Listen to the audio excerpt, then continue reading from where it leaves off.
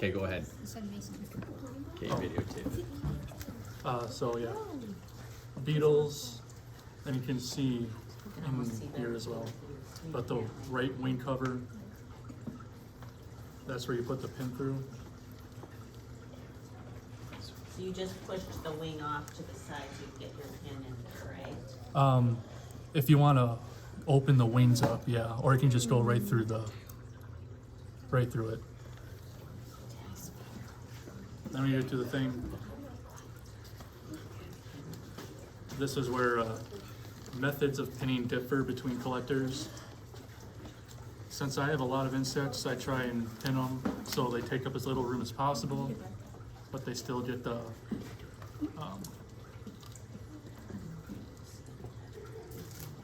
effect. So I tend to pull the antenna back if they're really long like that. Saves room and it still looks nice. So that's what I do, but other collectors, they'll make it as showy as possible, so they'll pull the antenna out and then they'll pull the blades out to make it look lifelike. So it can be simple or complex depending on how you want to pin the insect.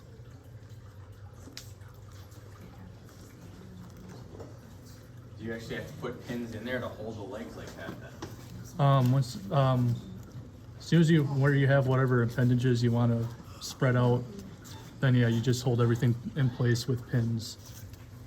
And then you just have to let it dry for at least a week, depending on how big it is, where you're storing it, and all that type of stuff. So pinning itself is pretty straightforward. Make it complex. As for butterflies, you can see one I did the first earlier today, which turned out good, and the second one turned out to be a complete disaster because the wing broke off, the wings got torn. That's a disaster. Yeah, which unfortunately sometimes happens, especially when you've had them in the freezer for 5 months. But if wings and appendages fall off your insects, just using Elmer's glue and gluing them back on is what most people do. You want to show us some of your cool insects? Sure. I'll take the pins out of your way. So I'm gonna actually go ahead and open this one.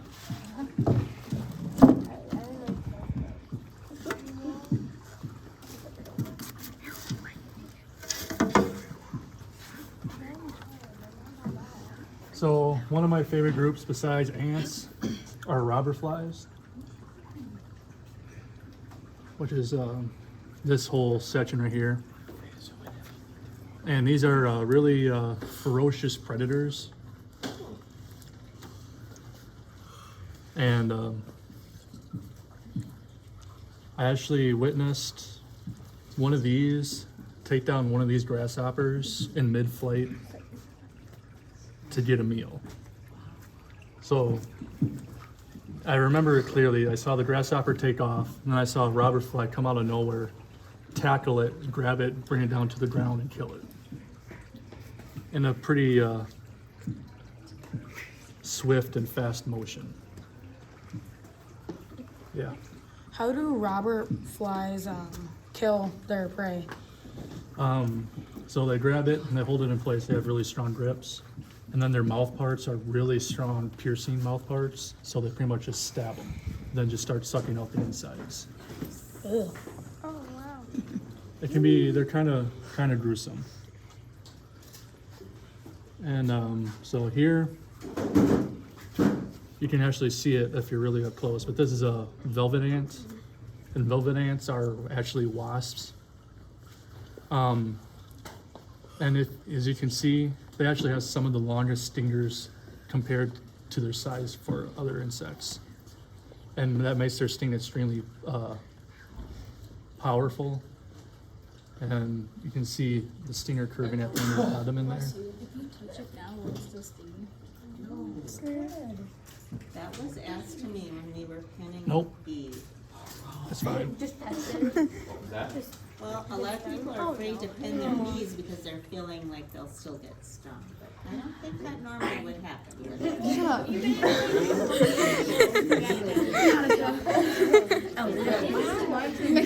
No, when they're dead, they'll be fine.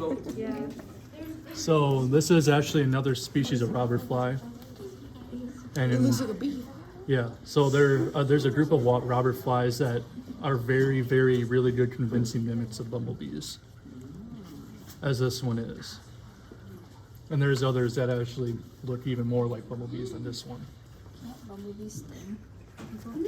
Yes, they can. They can. Yeah, but they don't want to. Yeah. Because they know they'll die. Not unless They'll you be make like, them "Ah!" mad. Yeah, and it's smart bees. Make them mad. And ant lions are pretty cool. If you're like in a sandy area and you see just like these little tiny craters that go down, they're pretty much just a group of holes in the ground. That's where their larvae live. And when like an ant or a small insect crawls across their little pit, they'll start chucking sand up the side of their mounds to make the insect fall in. And when it gets to the bottom of the pit, the larvae take their giant mandibles, grabs the insects, and that's how they get their food. So they're pretty unique in that sense. Do you have ant lions around here? Yes. You do? Okay. I saw one in Door County, but I had not seen one here. What about a mosquito hawk?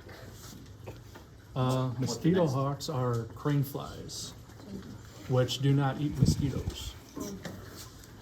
My parents wanted them. And We want to talk about this one or the other one? Wait, do you want to record? I'll hold it. As long as Parker's got this on video. Oh my god. I got it. Bugs had such a stench whenever you kill them. Just hold it still. yes. So this is a drawer of all grasshoppers and katydids.